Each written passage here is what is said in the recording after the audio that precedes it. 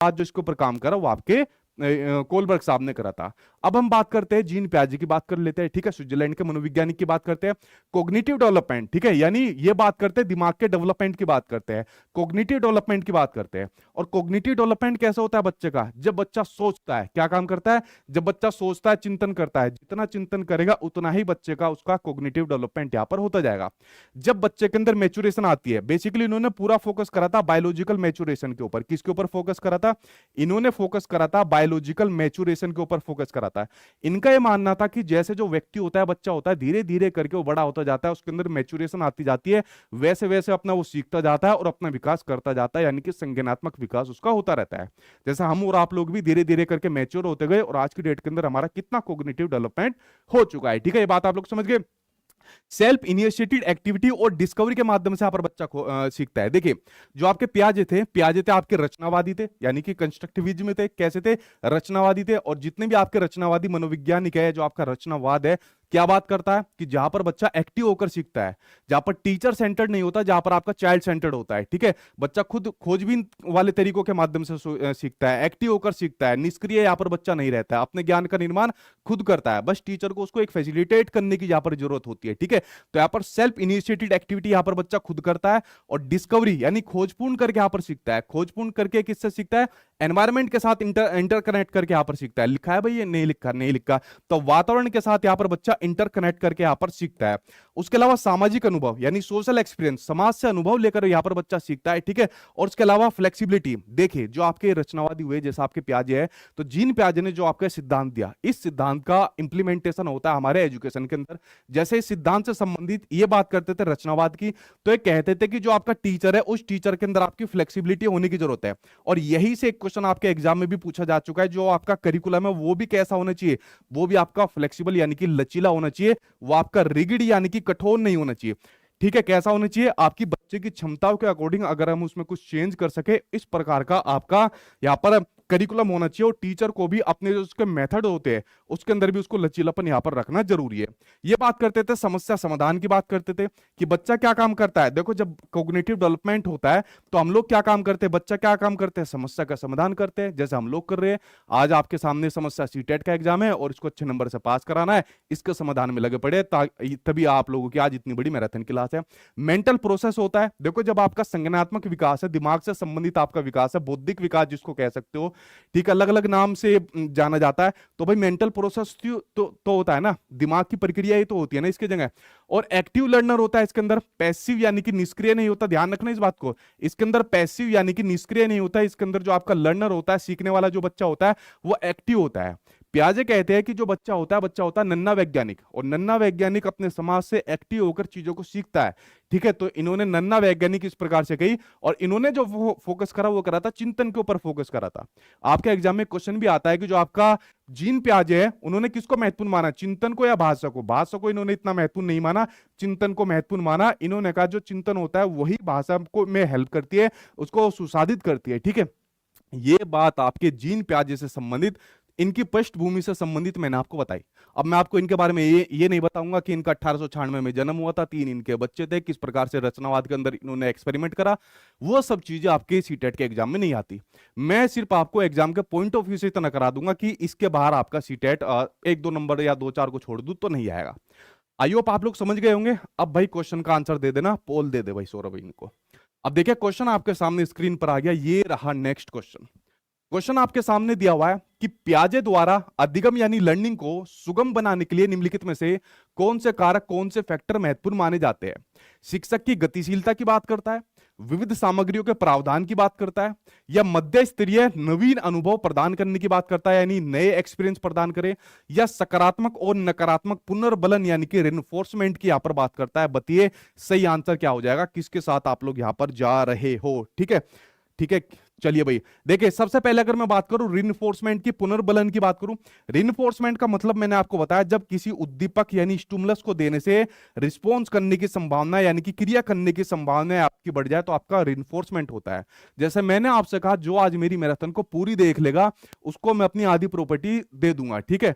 अब मैंने आपको रिइंफोर्समेंट दे दिया, आप लोग खुश हो गए, वाह भाई पूरी मैराथन देखेंगे तो आपको उद्दीपक मिलेगा कि मैं उसको अपनी आधी प्रॉपर्टी दे दूंगा।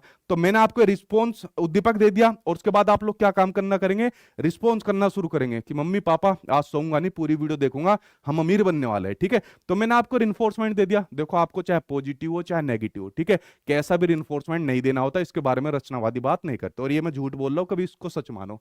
तो ये तो आपका गलत हो जाएगा। ये नवीन एक्सपीरियंस, जो नोवल एक्सपीरियंस होते हैं, नए एक्सपीरियंस होते हैं, ठीक है, उसको प्रदान करने की बात करता है, अलग अलग सामग्रियों के प्रावधान की बात करता है। टीचर और जो आपका करिकुलम है उसके अंदर मोबिलिटी यानी कि फ्लेक्सिबिलिटी की बात करता है। तो आंसर किसके अंदर साथ हो जाएगा, फोर्थ को छोड़ देना और सभी आंसर यहां पर आपके सही हो जाएंगे, पहला दूसरा तीसरा, ठीक है, सेकंड आंसर यहां पर आपका सही हो जाएगा। चलिए भाई आगे देखते हैं। नेक्स्ट आपके सामने आता है क्या, नेक्स्ट आपके सामने इसी से जुड़ा हुआ एक और क्वेश्चन आता है जो मैंने आपको बताया। क्वेश्चन दिया हुआ है कि भाषा और चिंतन, यहां पर बात हो रही है आपके लैंग्वेज एंड थॉट की बात हो रही है, ठीक है। अब आपके सीटेट के सिलेबस में एक टॉपिक दिया हुआ है लैंग्वेज एंड थॉट करके, और इस पर आधारित कई बार क्वेश्चन आपके एग्जाम में आता है। अब देखिए भाषा और चिंतन, पहले तो प्याजों को छोड़ दो, पहली बात समझिए, क्या भाषा और चिंतन दोनों एक दूसरे जुड़े होते हैं, नहीं। देखिए भाषा और चिंतन दोनों एक दूसरे से क्या होते हैं, जुड़े रहते हैं, दोनों एक दूसरे पर क्या रहते हैं, निर्भर रहते हैं, दोनों एक दूसरे पर क्या होते हैं, निर्भर रहते हैं, अंतर संबंधित होते हैं। देखिए जो भी आप लोग अपने माइंड के अंदर चिंतन करते हो, तो उस चिंतन को एक्सप्रेस करने के लिए किसी ना किसी भाषा की जरूरत होती है ना।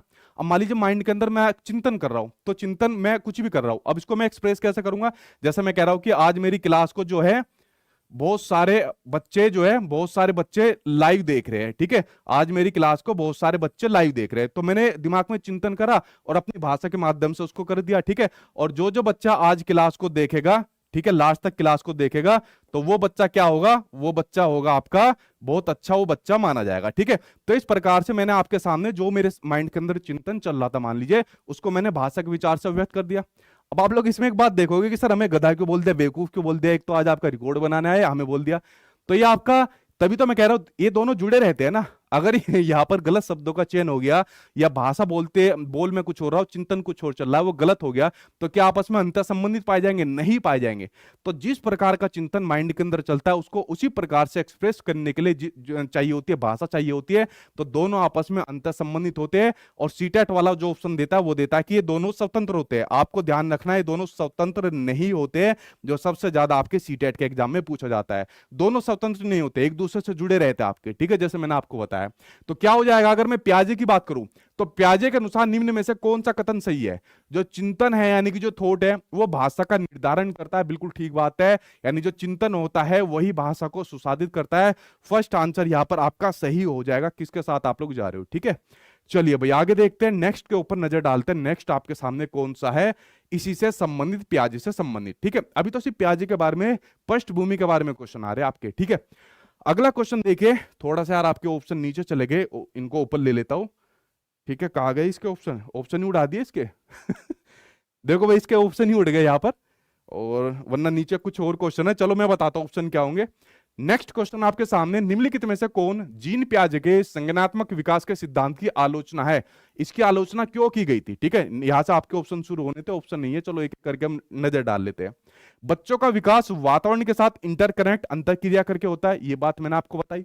बच्चों की सोच वयस्कों की सोच से गुणात्मक रूप से भिन्न होती है। देखिए जीन पियाजे ने कहा था कि जो बच्चों की सोच होती है, कई बार एग्जाम में पूछा हुआ क्वेश्चन है कि बच्चों की जो सोच होती है वो गुणात्मक रूप से तो भिन्न होती है, ठीक है, लेकिन मात्रात्मक रूप से सेम होती है। कैसे होती है, मात्रात्मक रूप से आपकी सेम होती है, यानी क्वांटिटी में तो सेम रहती है, लेकिन जो सोचने का नजरिया होता है छोटे बच्चों का अलग होता है, बड़े बच्चों का अलग होता है, तो गुणात्मक रूप से आपकी भिन्न होती है, ठीक है। बच्चे सक्रिय प्राणी है, एक्टिव आपके लर्नर्स है, ये बात मैंने आपको अभी बताई।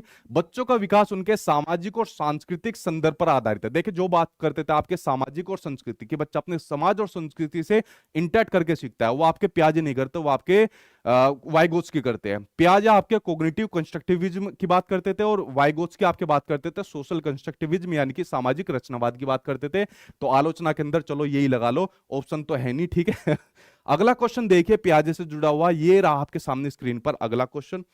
भाई इसके भी ऑप्शन कहा है, इसके ऑप्शन दोनों ही उड़ा दिए गए इसने।